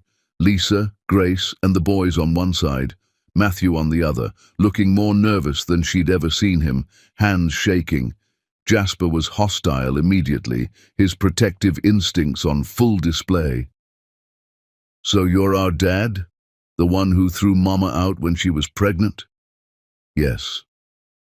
Matthew didn't try to sugarcoat it, didn't make excuses. I'm your dad. And I made the worst mistake of my life when I didn't believe in your mother. Why should we believe in you? You shouldn't. Not yet. I have to earn that, and it might take years. Maybe forever.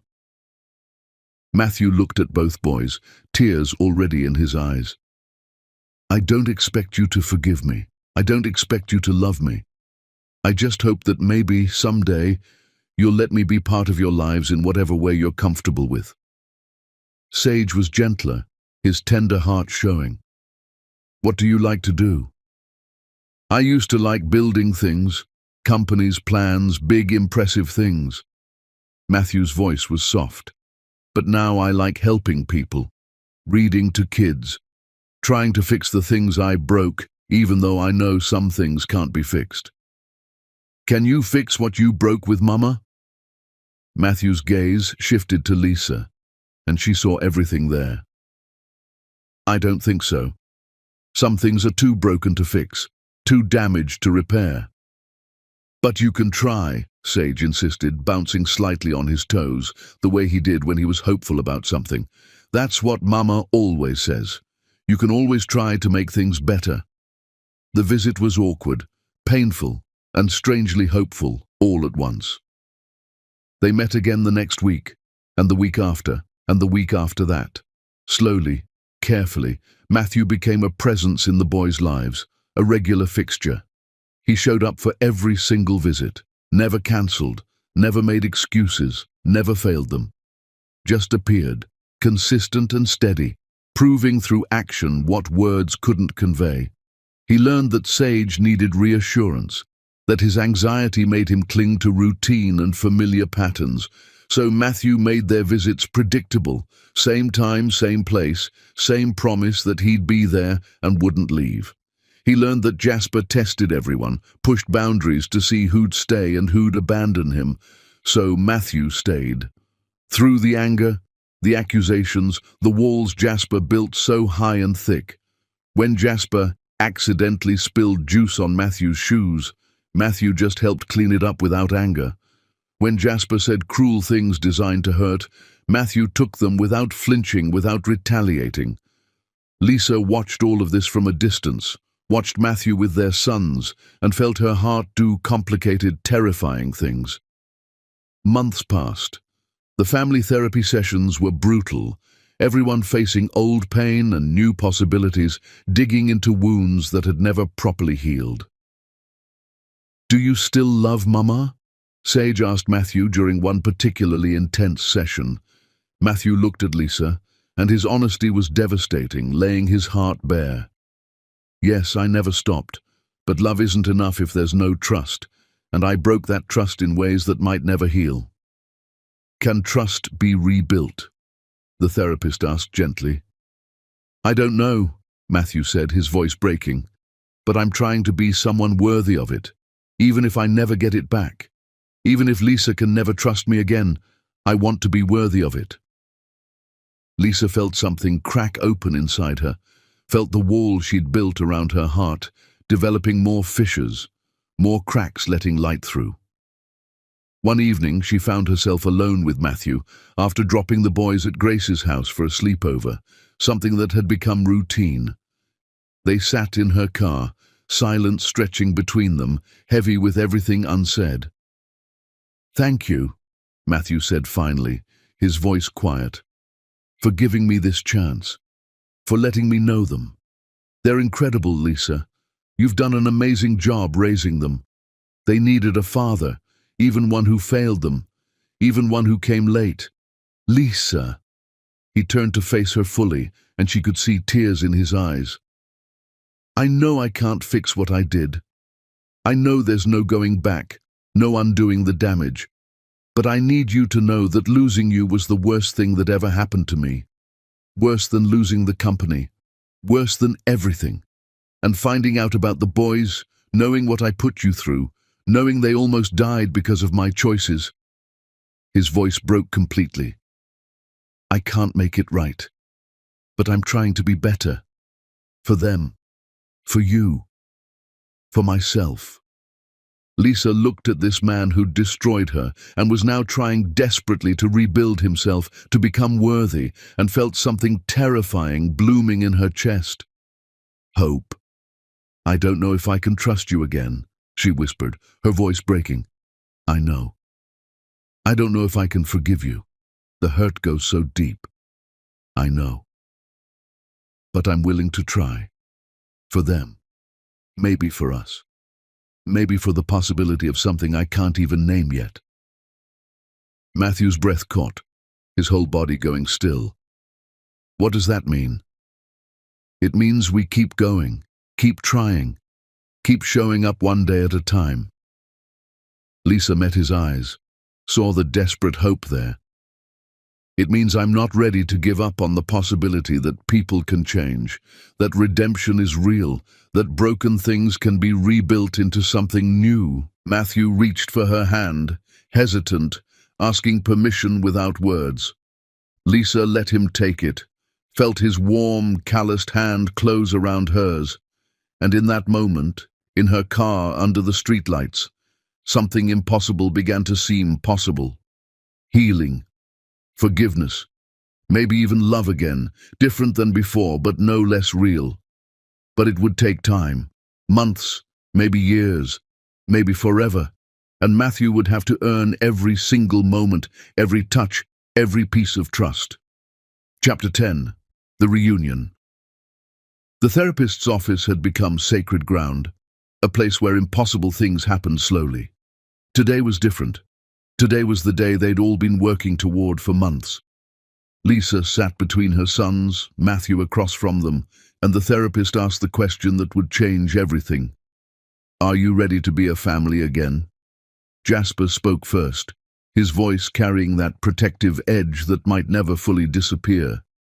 "I need to know he won't leave, that when things get hard, when we mess up or disappoint him, he won't just throw us away like he threw Mama away."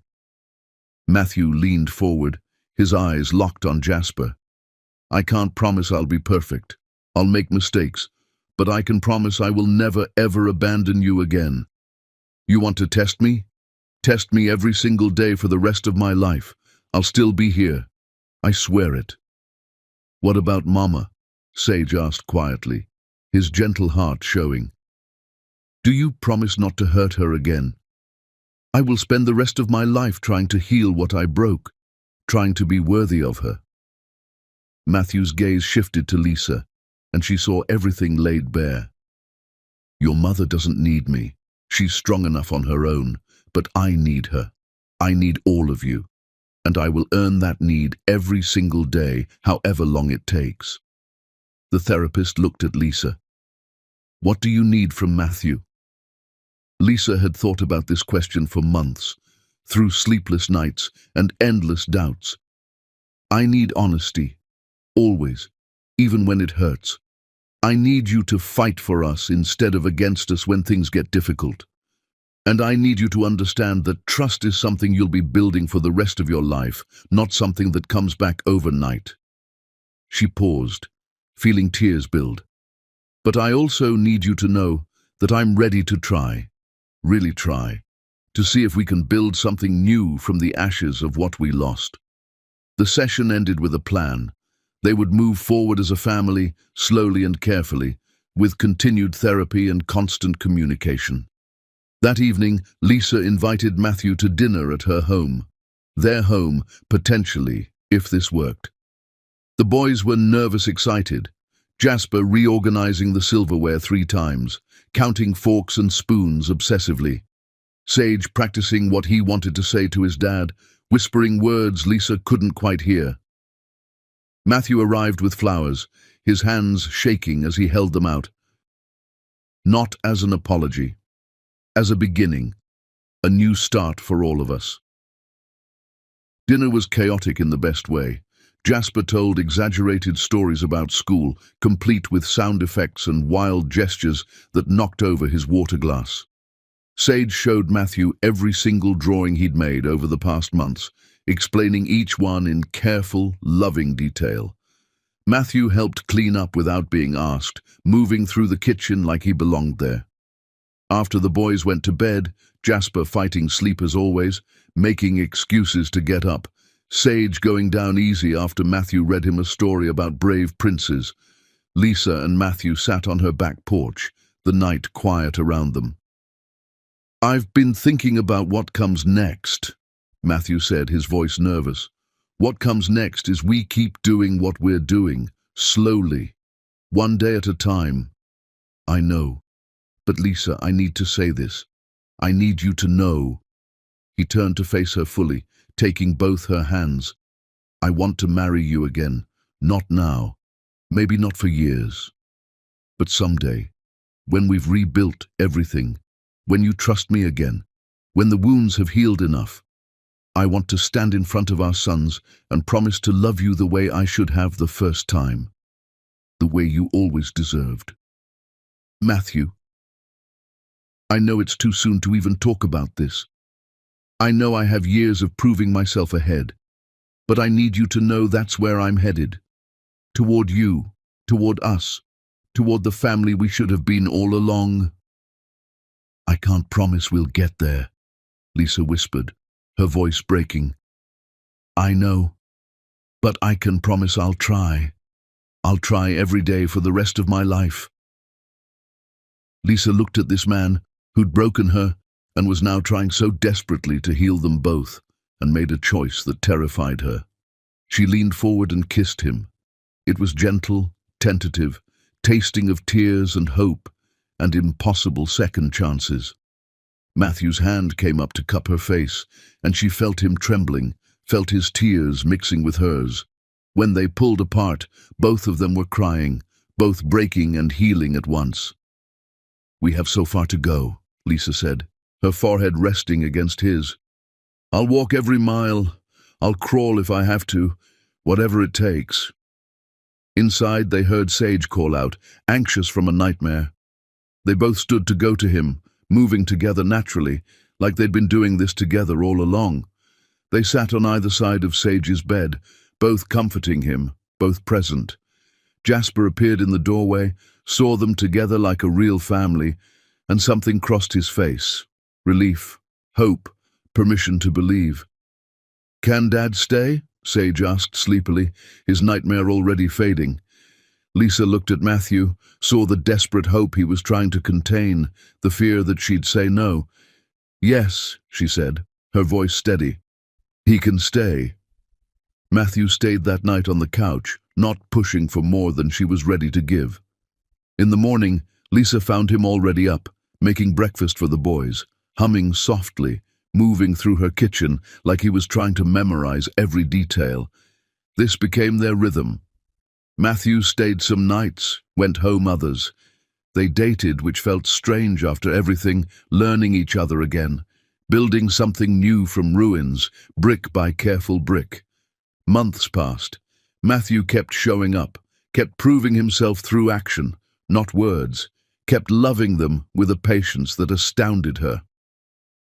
One Saturday at the park, where they'd had their first supervised visit, the boys ran ahead, chasing each other, their laughter filling the air like music. Matthew pulled Lisa close, right there in public, claiming her. "I love you. I love our sons. I love this life we're building together. I love who I'm becoming with you." "I love you too," Lisa said, and meant it, with everything she was. "But Matthew, if you ever choose someone else's word over mine again, I won't. I swear on everything I hold sacred, on our sons' lives, on my own soul. I will always choose you. I will always fight for us. I will never let anything or anyone destroy this again." She believed him, not blindly, not completely, but enough to try. Sage ran back to them, out of breath and glowing. "Dad, Mama, come play with us." Dad, Mama, the words that made a family real. They played until sunset painted the sky in impossible colors. Later that night, after the boys were finally asleep, Matthew got down on one knee in Lisa's kitchen, in the same spot where she'd cried so many tears, where she'd rebuilt herself from nothing. "I know I said I'd wait. I know we agreed to take this slow. But Lisa, I can't wait anymore." He pulled out a ring, simple and beautiful, and nothing like the one from before. "This isn't the same ring. This is new, like we're new, like our family is new. Marry me, again, for real this time. Let me spend the rest of my life proving I'm worthy of you and our sons." Lisa looked at him, this man who'd destroyed her and rebuilt himself, and felt her heart make the choice her mind had been dancing around for months. Yes, I'll marry you. Matthew stood, pulled her close, kissed her like she was oxygen, and he'd been drowning without her for years. "I'm going to make you so happy," he promised against her lips. "You already do," Lisa whispered back. They told the boys the next morning over pancakes Matthew made, slightly burned, but perfect anyway. Jasper was skeptical but pleased, already planning what suit he'd wear, what speech he'd make. Sage cried happy tears and asked if this meant they'd be a real family now, forever. "We already are a real family," Lisa told him, pulling both boys close. "This just makes it official. This is just the world catching up to what our hearts already know." The wedding was small and perfect. Just them, Grace, Dr. Thompson, and the people who'd helped them survive and rebuild. No expensive venue, no elaborate ceremony, just truth, just love. Just promises made with the full knowledge of how precious and fragile they were, how hard-won and deeply meant. When Matthew promised to love and cherish Lisa, His voice broke completely, tears streaming. When Lisa promised to trust and believe in him, she meant every word, felt them in her bones. And when they kissed, their sons cheered, and something that had been shattered years ago finally, beautifully, impossibly became whole again. The road ahead wouldn't be easy. They had years of healing still to do. Trust to rebuild daily, wounds to tend carefully. But they had time now. They had each other, they had their boys, and they had learned, through pain and perseverance, and the kind of suffering that breaks some people but forges others into something stronger, that love alone isn't enough. You need trust built brick by brick through consistent action. You need honesty, even when it hurts. You need people willing to fight for each other instead of against each other, willing to choose love when fear would be easier. You need second chances earned through years of proof, not promises. You need forgiveness that's given because it's deserved, because someone has truly changed, truly become worthy. Lisa and Matthew had lost everything and found each other again in the rubble, had built separate empires and merged them into something stronger than either alone, had learned that the greatest love stories aren't the ones that never break. They're the ones that break completely, shatter into pieces so small they seem impossible to repair, and then choose to rebuild anyway. Together. Always together. The end.